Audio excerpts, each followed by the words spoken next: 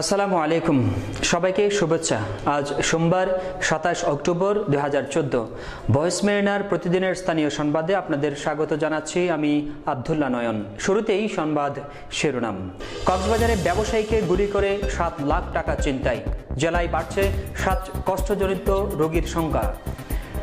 কক্সবাজারে সাইবার নিরাপত্তা বিষয়ে সভা ও সংবাদ সম্মেলন। কক্সবাজার জেলা সড়ক পরিবহন শ্রমিক ইউনিয়নের পুনর্নির্বাচন দাবি। শুনলেন শিরোনাম, এবারে বিস্তারিত।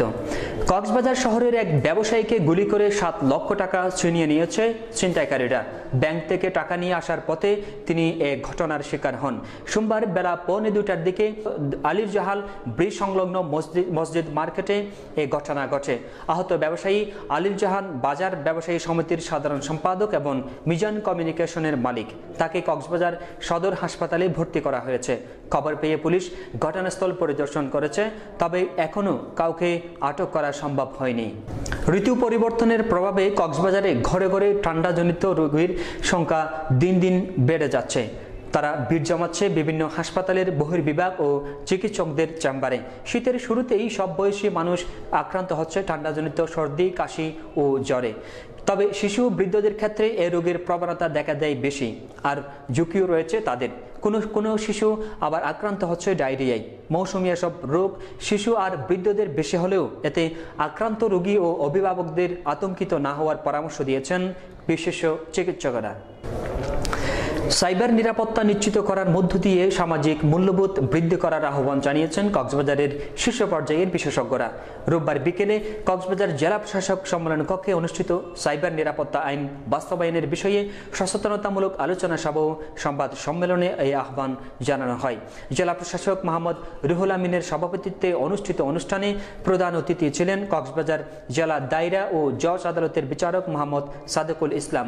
বিশেষ অতিথি ছিলেন কক্সবাজারের পুলিশ সুপার শ্যামল কুমার নাথ, অতিরিক্ত জেলা প্রশাসক আব্দুস সুবাহান, তথ্য ও যোগাযোগ প্রযুক্তি বিভাগের সহকারী সচিব KM আলী আজম।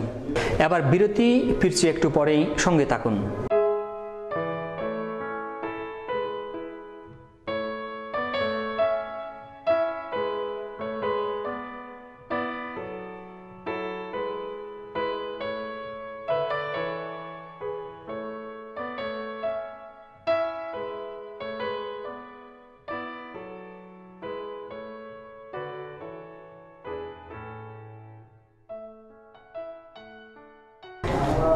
বিরতির পর আবারও স্বাগত জানাচ্ছি ভয়েস মেরিনার স্থানীয় সংবাদে।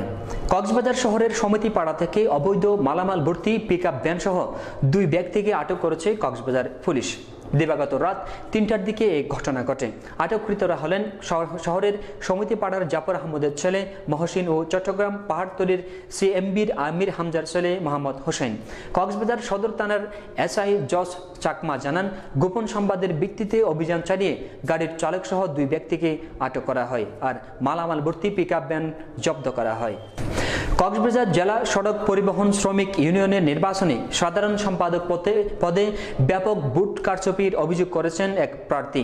কালো টাকার বিনিময়ে গোপনে ফলাফল প্রকাশ করা হয়েছে উল্লেখ করে তিনি পুনরায় নির্বাচনের দাবি জানিয়েছেন। সোমবার বিকেলে শহরের এক হোটেলে আয়োজিত সংবাদ সম্মেলনে তিনি এই অভিযোগ ও দাবি জানান। সম্মেলনে লিখিত বক্তব্যে সাধারণ সম্পাদক প্রার্থী আব্দুল্লাহ আল সিদ্দিকী জানান, 25 অক্টোবর শনিবার কক্সবাজার জেলা সড়ক পরিবহন শ্রমিক ইউনিয়নের বার্ষিক নির্বাচন অনুষ্ঠিত হয়। নির্বাচনে তিনি সাধারণ সম্পাদক পদে দেয়ালগড়ি প্রতীক নিয়ে প্রতিদ্বন্দ্বিতা করেন। তিনি বলেন, কারচুপির মাধ্যমে দেয়ালগড়িকে নির্বাচিত না করে নাঙ্গল প্রতীককে বিজয় ঘোষণা করা হয়েছে। শেষ করার আগে শিরোনামগুলো জানিয়ে দিচ্ছি আরও একবার। কক্সবাজারে ব্যবসায়ীকে গুলি করে 7 লাখ টাকা ছিনতাই, জেলায় বাড়ছে শ্বাসকষ্টজনিত রোগীর সংখ্যা। কক্সবাজারের সাইবার নিরাপত্তা বিষয়ে সভা ও সংবাদ সম্মেলন। কক্সবাজার জেলা সড়ক পরিবহন শ্রমিক ইউনিয়নের পুনর্নির্বাচন দাবি। এই ছিল আমাদের আজকের সংবাদ আয়োজন। আগামীকাল একই সময়ে ভয়েস মেরিনার আবারও সংবাদ দেখার আমন্ত্রণ জানিয়ে এখানে বিদায় নিচ্ছি আমি আব্দুল্লাহ নয়ন। সবাই ভালো থাকুন, সুস্থ থাকুন। আল্লাহ হাফিজ।